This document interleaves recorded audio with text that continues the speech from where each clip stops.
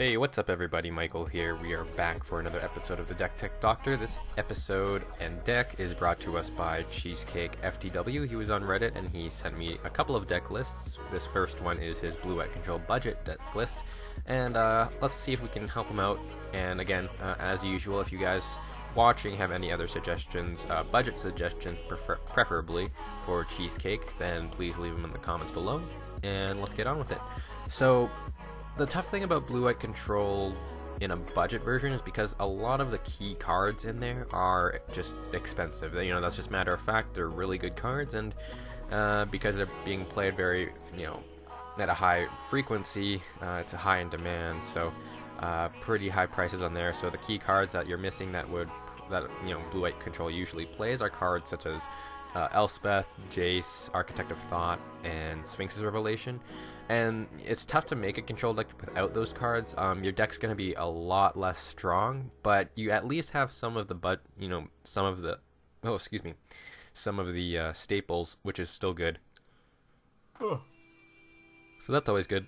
There's just a couple of points that I think I should point out. Lands. Lands are extremely important in a control deck, and to be able to have access to both colors when you need them is pretty imperative. So if anything, if you don't dish out the money for the Sphinx's Revelations or the Elspeths or stuff like that, be sure to at least save up for the lands if you want to play this deck.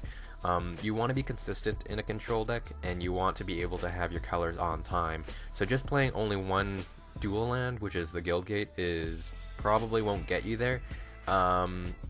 If you don't end up hitting your double white or something for Supreme Verdict, and you're playing against a really aggressive deck and you don't have time to Supreme Verdict on turn 4, you're essentially dead on the board.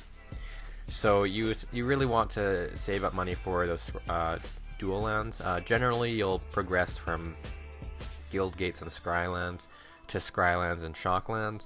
So at least save up for the Temples of Enlightenment. They're about $6 right now, so it'd probably cost you about $24. It is pre-release season still though, so well, not pre-release. It is just in the early time where Born of the Gods has come out. So the Blue-White Scrylands are going to be a little bit more expensive right now. If you're not in a rush, then I'd probably just wait, and they'll probably drop in price in a little bit.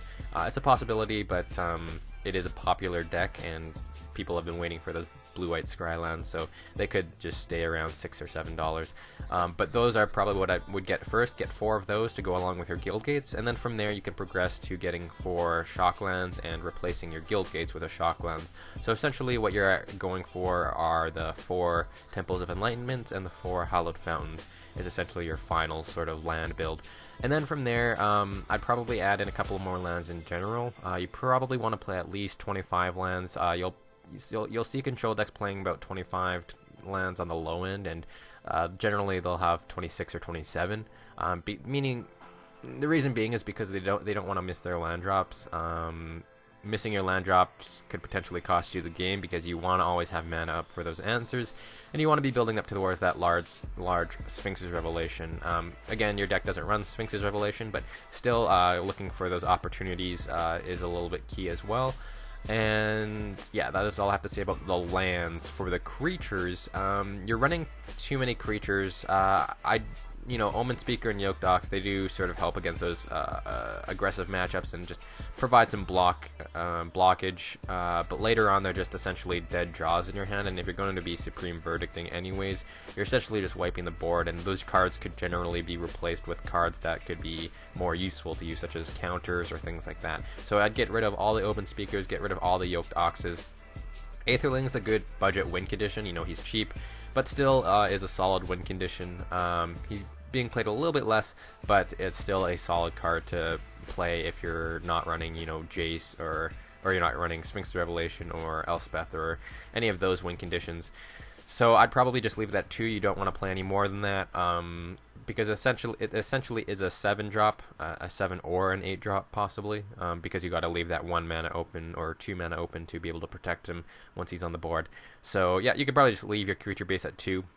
Generally, when you look at control decks, they'll only be playing probably 1 or 2 creatures anyways, so that's generally what you want to aim for, because you want to have a deck full of answers, and to be able to buy yourself time for your win condition. And because you're expecting a longer game, you can afford to run only 1 or 2 win conditions. For spells, it's good that you have the staples, at least 4 of them, you know, Azorius Triumph, 4 Detention Spheres, and 4 Supreme Verdicts. The cards I probably don't agree with are the Fate Foretold and the Opportunities.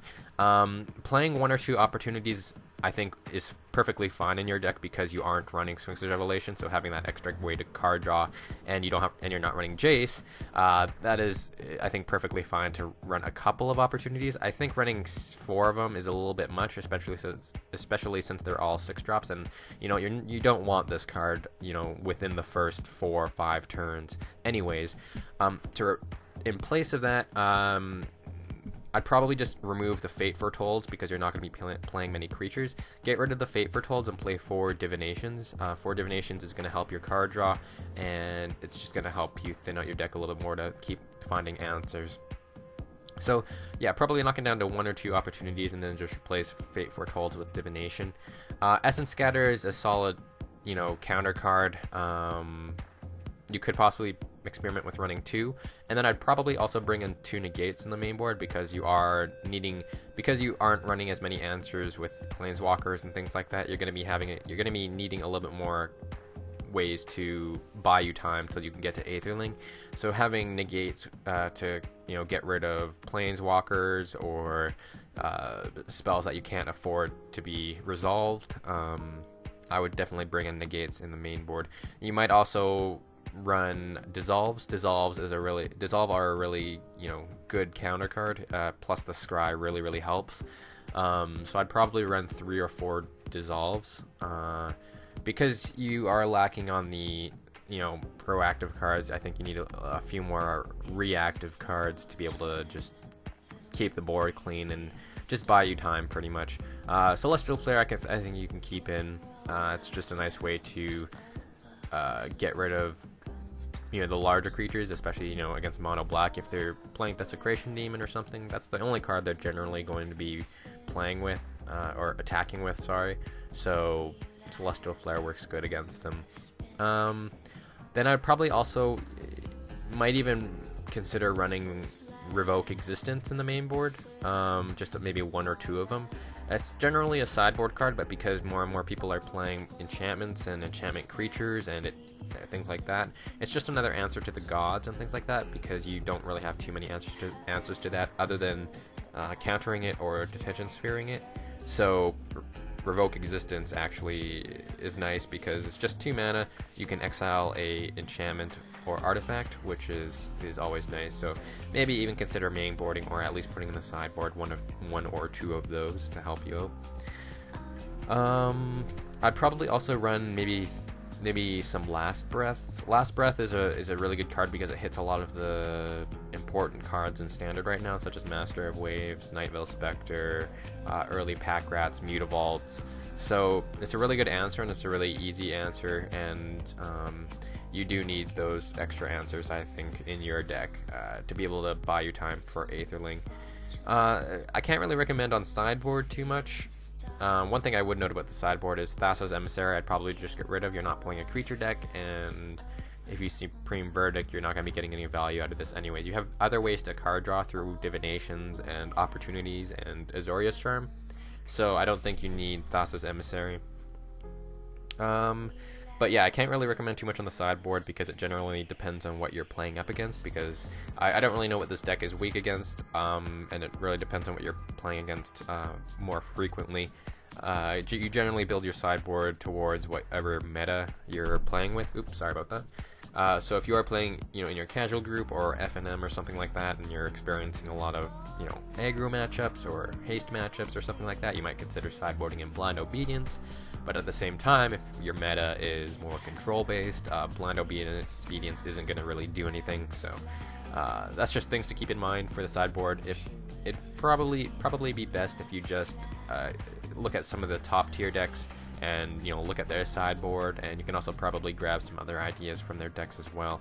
But they'll give you a sideboard that'll be good matched up, or properly matched up against the current Standard meta, if that is what you're playing mostly at FNM. Another spell that you might consider a couple of them you might consider testing out are Cyclonic Rift and Whelming Wave. It's just extra ways to buy you time in case you don't have the counters up to be able to counter things once they're on the board. And Cyclonic Rift allows you to overload later in the game and essentially just return your opponent's everything on your opponent's board back to his hand other than land. So it's a really good way to sort of wipe the board and just be able to keep buying time until you can get your own win condition down. And then Whelming Wave is essentially the same thing. It's four mana, so it's the same cost as Supreme Verdict. It has double blue instead of double white though, and it can be countered. But I'm testing it because it's essentially another way to answer creature-heavy matchups, because it returns all your opponent's creatures to their hand, unless they're, octopods or krakens or something like that. But no one really plays those monsters, so you're essentially getting a free quote-unquote Supreme Verdict. It's not really a Supreme Verdict because it doesn't destroy the creatures, but it returns them to their hand, so it does still buy you a whole bunch of time, especially if they're not haste creatures. So it might be another way to experiment. I'm experimenting with it in my blue-white control deck, and from what I've seen, having that extra, having that fifth answer to creature matchups and being able to buy some extra time is pretty nice. It's essentially another Wrath, in my opinion. More like a pseudo Wrath, but it's still a nice way to board wipe. So yeah, that is all I have to say about the deck. It's a solid start. You have a lot of the good staples.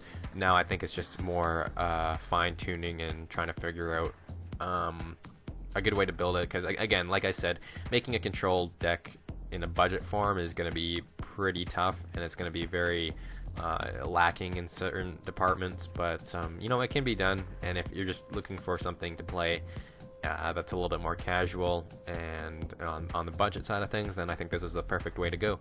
So again, thank you guys for watching, and again, if you guys have any suggestions for Mr. Cheesecake here, leave a comment below, and I'll be sure to get his other deck list up with this episode as well.